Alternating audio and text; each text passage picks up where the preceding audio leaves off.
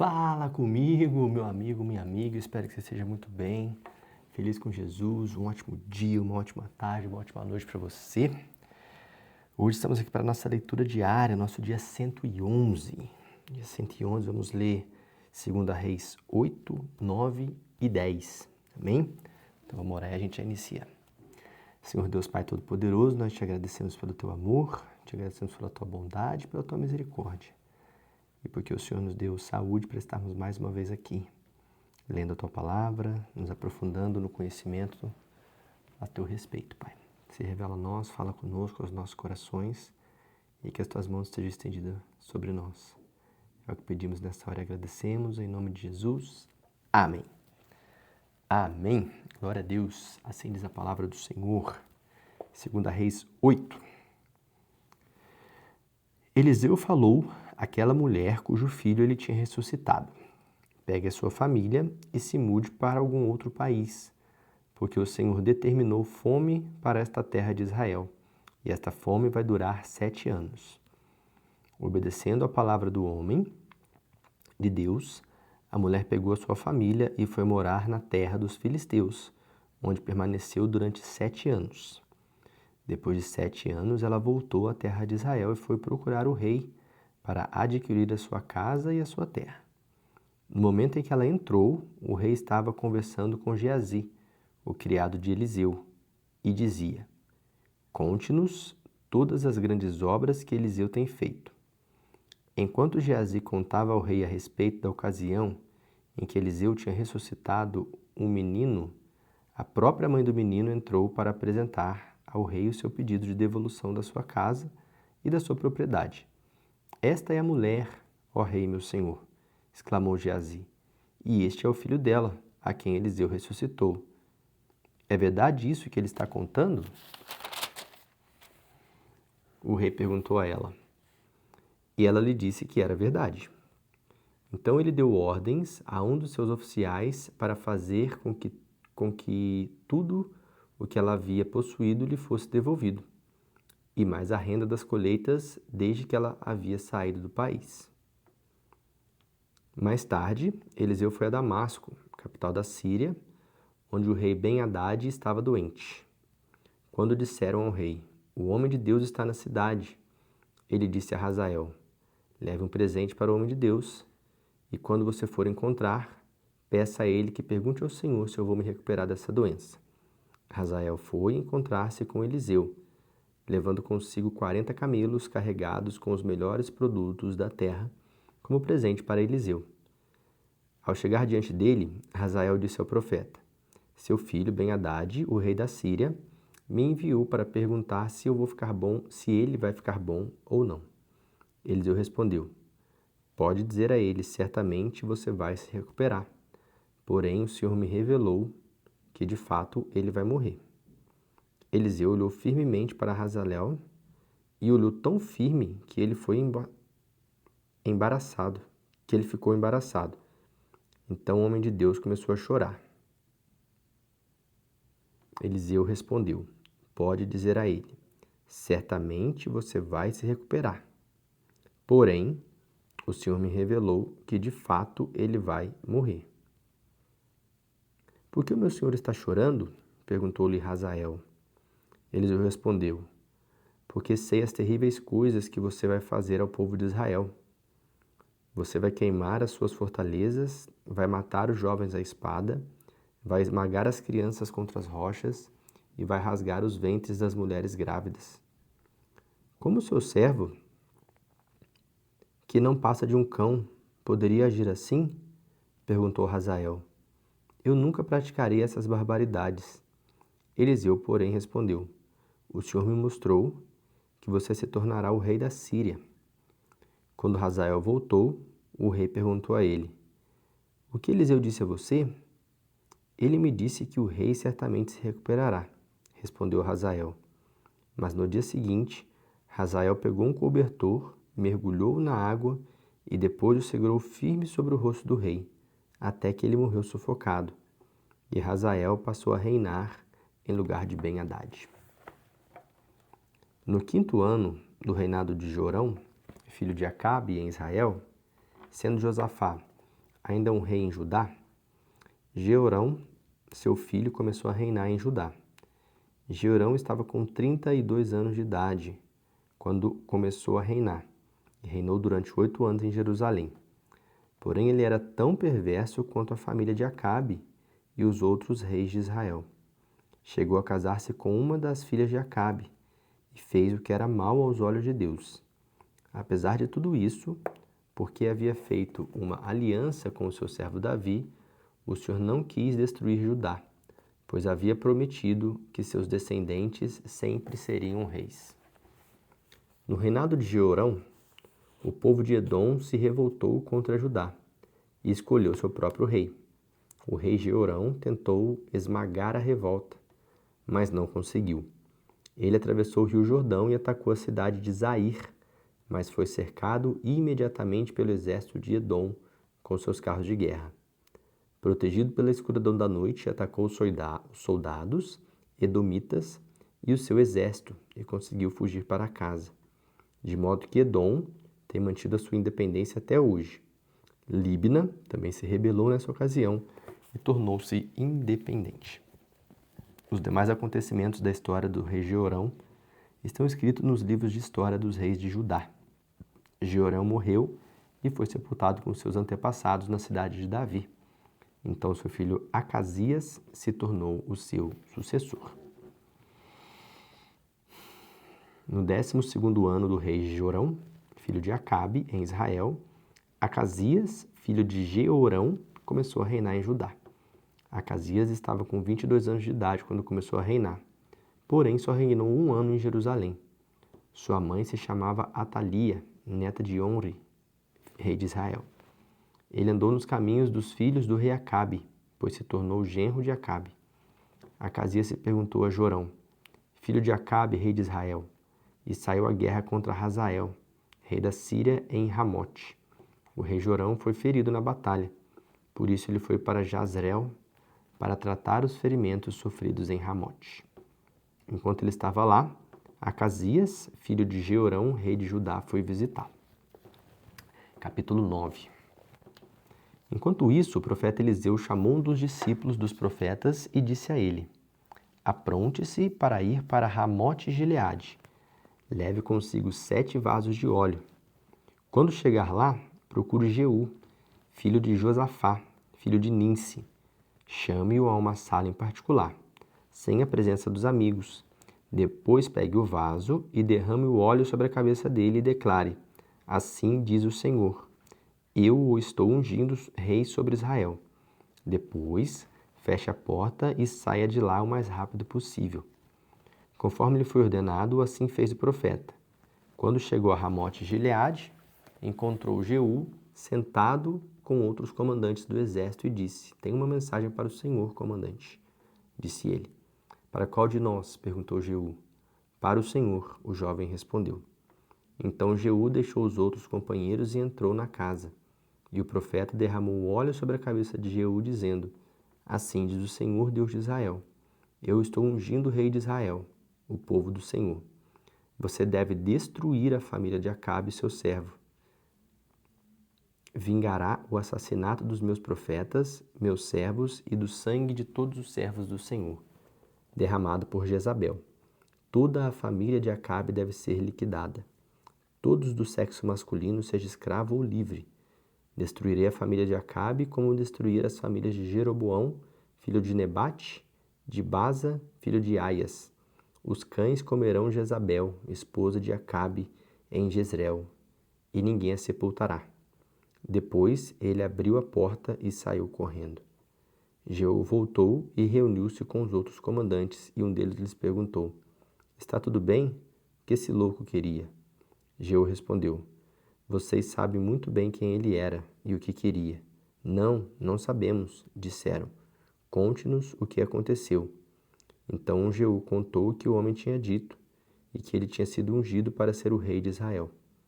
Imediatamente eles tiraram suas capas, forraram os degraus onde ele pisava, eles tocaram trombeta e gritaram: Jeú é rei. Foi assim que Jeú, filho de Josafá e neto de Ninsi, se rebelou contra o rei Jorão. O rei Jorão havia estado com o exército em Ramote-Gileade, defendendo Israel contra as forças de Hazael, rei da Síria. O rei Jorão tinha voltado de Jezreel para recuperar-se dos ferimentos sofridos na batalha contra Hazael, rei da Síria. Jeú propôs aos homens que estavam com ele: já que vocês me querem como rei, não deixem que ninguém escape da cidade e vá nos denunciar em Jezreel. Então Jeú subiu em seu carro e ele mesmo foi a Jezreel para encontrar-se com o rei Jorão, que estava ali ferido. Acasias, rei de Judá, também estava lá, pois tinha ido visitar Jorão. O vigia da torre de Jezreel viu Jeú e seu grupo se aproximando e gritou: alguém está chegando com uma tropa. Mande um cavaleiro e encontre ao encontro dele e descubra se é amigo ou inimigo, respondeu Jorão. Então o mensageiro saiu para se encontrar com Jeú e disse: o rei quer saber se você vem em missão de paz. Jeú respondeu: o que você sabe a respeito de paz? Saia da minha frente. O vigia relatou ao rei: o mensageiro encontrou com eles, porém não está voltando. Então o rei enviou outro cavaleiro. Ele avançou na direção dele e disse: o rei pergunta se vocês vêm em missão de paz. Jeú respondeu: o que você entende de paz? Saia da minha frente. O vigia relatou. Ele chegou a eles, mas também não está voltando. E acrescentou: pelo jeito de guiar o carro deve ser Jeú, neto de Ninsi. Ele dirige furiosamente. Depressa, apronte-me um carro, ordenou o rei Jorão. Então Jorão, rei de Israel, e Acasias, rei de Judá, saíram para encontrar-se com Jeú. Eles o encontraram na propriedade que pertencia a Nabote. Quando Jorão viu Jeú, perguntou: você vem em missão de paz, Jeú? Jeú respondeu: como pode haver paz enquanto as maldades e feitiçarias praticadas por sua mãe Jezabel continuarem? Então o rei Jorão puxou as rédeas dos cavalos, deu meia volta no carro e fugiu. Enquanto fugia, gritava para o rei Acasias: há traição, Acasias! Então Jeú esticou seu arco com toda a sua força e atirou contra Jorão. A flecha acertou-o nas costas, entre os ombros, e atravessou o coração, e ele caiu morto em seu carro. Jeú disse a Abidcar, seu ajudante: jogue o corpo dele no campo de Nabote, de Jezreel, pois uma vez, quando você e eu íamos atrás do pai dele, Acabe, o Senhor revelou esta profecia. Ontem vi o sangue de Nabote e de seus filhos, diz o Senhor, e certamente farei você pagar por isso nesta mesma propriedade, diz o Senhor. Por isso, jogue o corpo dele no campo de Nabote, conforme a palavra do Senhor. Enquanto isso, Acasias, rei de Judá, havia fugido pela estrada que vai a Bet-Ragã.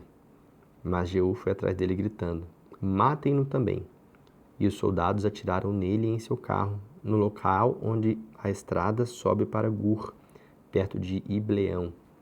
Mas Acasias conseguiu fugir e refugiar-se em Megido, onde morreu.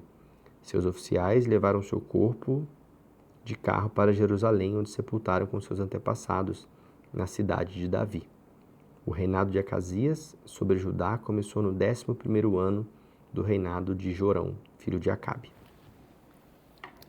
Quando Jezabel soube que Jeú havia chegado a Jezreel, pintou os olhos, arrumou os cabelos e sentou à janela do palácio. Quando Jeú entrou pelo portão do palácio, ela gritou para ele: como vai, Zinri? Você assassinou seu senhor? Ele olhou para cima e viu que ela estava na janela. Então gritou: quem está do meu lado? E 2 ou 3 homens de confiança no palácio olharam para ele. Então Jeú ordenou: joguem essa mulher para baixo. E eles a jogaram pela janela. O sangue de Jezabel espirrou pela parede e nos cavalos, e ela foi pisoteada pelas patas dos cavalos de Jeú. Jeú entrou no palácio, comeu, bebeu e ordenou: convém que alguém vá sepultar essa maldita mulher, afinal ela era filha de rei. Mas quando saíram para sepultá-la, só encontraram a caveira, os pés e as mãos. Então voltaram e contaram a Jeú o que havia acontecido. E Jeú disse: é exatamente o que o Senhor disse que ia acontecer por meio do seu servo Elias, que os cães comeriam a carne dela, e que o seu corpo se espalharia como esterco no campo de Jezreel, de maneira que ninguém poderia dizer: é Jezabel. Capítulo 10. Então Jeú escreveu uma carta para os administradores e autoridades da cidade de Samaria e para os responsáveis pelos 70 filhos de Acabe que moravam ali. A carta dizia: ao receberem essa carta, vocês que cuidam dos filhos do rei e que têm carros de guerra e cavalos, uma cidade fortificada e armas, escolham o melhor e o mais digno dos filhos de Acabe para que reine sobre vocês. Preparem-se também para lutar pelo trono dele. Mas eles ficaram com grande medo de fazer isso. Se 2 reis não foram capazes de resistir a este homem, o que nós podemos fazer? Disseram.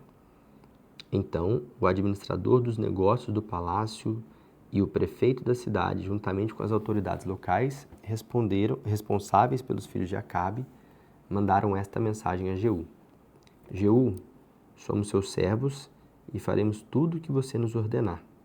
Não proclamamos nenhum rei. Faça o que você achar melhor.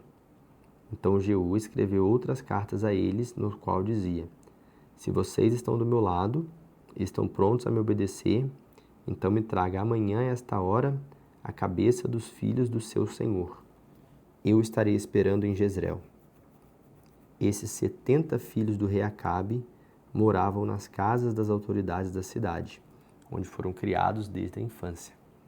Quando receberam a carta, fizeram o que ele ordenava. Mataram os 70 filhos de Acabe e puseram suas cabeças em cestos e as levaram a Jeú em Jezreel. Um mensageiro informou a respeito das cabeças e Jeú ordenou: façam com elas 2 montões junto à porta de entrada da cidade, para que fiquem expostas lá até a manhã seguinte. Na manhã seguinte, Jeú saiu e falou à multidão, que se havia reunido em torno das cabeças. Vocês não têm culpa disso, falou ele ao povo. Eu conspirei contra o meu senhor e o matei, porém não matei os seus filhos. O Senhor fez isso, pois tudo quanto ele disse se cumpre. O Senhor declarou por intermédio do seu servo Elias que isto aconteceria aos filhos de Acabe. Depois, Jeú matou o restante dos membros da família de Acabe que estavam em Jezreel, bem como todos os seus oficiais de influência, seus amigos pessoais e os seus sacerdotes particulares. Por fim, não sobrou ninguém que tinha sido próximo ao rei Acabe. Então Jeú partiu para Samaria e passou a noite numa estalagem de pastor que havia no caminho de Bet-Equed. Enquanto estava ali, encontrou alguns parentes de Acasias, rei de Judá, e perguntou: quem são vocês? Eles responderam: somos parentes do rei Acabe. Vamos a Samaria visitar os filhos do rei Acabe e da rainha mãe Jezabel. Agarrem estes homens, Jeú ordenou aos seus soldados. Ele os levou junto ao poço de Bet-Equed e matou todos os 42. Ao deixar a estalagem, encontraram-se com Joabe, com Jonadab, filho de Recabe, que vinha encontrar-se com Jeú. Depois de se cumprimentarem, Jeú perguntou a ele: você é leal para comigo, como eu sou leal com você? Sim, respondeu Jonadab. Então me dê a sua mão, disse Jeú, e o ajudou a subir no carro real. Agora venha comigo, disse-lhe Jeú, e veja como tenho sido zeloso para com o Senhor. Então Jonadab o acompanhou. Quando Jeú chegou a Samaria, matou todos os que restavam da família de Acabe na cidade, exatamente como Elias havia anunciado, falando em nome do Senhor.